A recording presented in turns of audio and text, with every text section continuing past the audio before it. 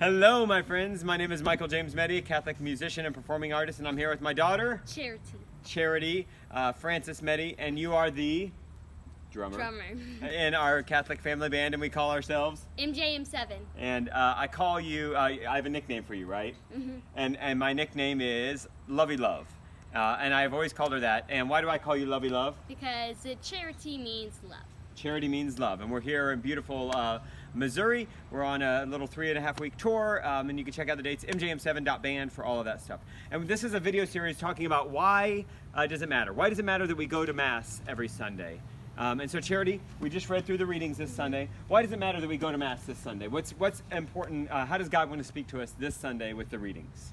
When we were reading through the first reading, it said how when God was trying to find the perfect partner for a man, and we finally went across women.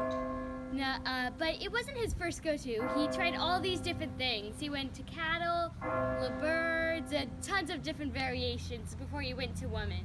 Yeah, it talks about all of these different things that God created, all of these things, and brought them to man, but none of them was a suitable partner. And I was thinking during that, like, how we're made for community. We're made to be in community with one another, and how there are so many other things that distract us and can be a diversion from that, but really the longing in our heart is to be connected with people.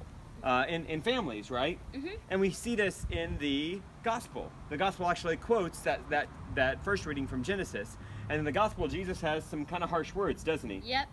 He says that even though Moses said you're allowed to divorce, even if you do divorce it, you're still committing adultery. Right. Yeah, because when you would marry someone, you will become one flesh, is what he says. And it's physically impossible if you could become two fleshes once you become one flesh. It's like melting metal.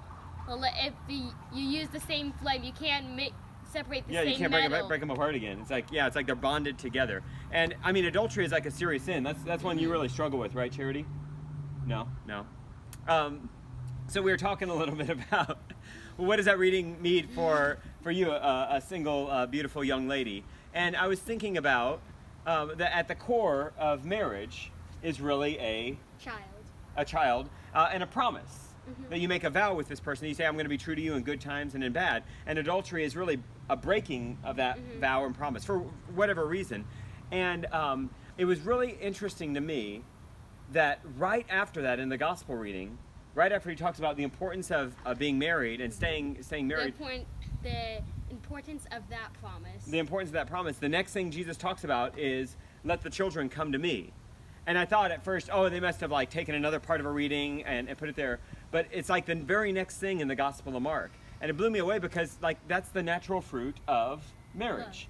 Yeah, of love. Yeah, love wants to go outside of itself. In marriage, the fruit of that love is children. You see them. But in everything that we do with love, it wants to be creative. It wants to go outside of itself. We see that in our concerts mm-hmm. that we try to love people and it creates something new. And so the fruit of love is creativity. So it's very important that you go to Mass this weekend because God wants to speak to you. So my brothers and sisters, make sure you get right with God. Go to Mass. Go with God.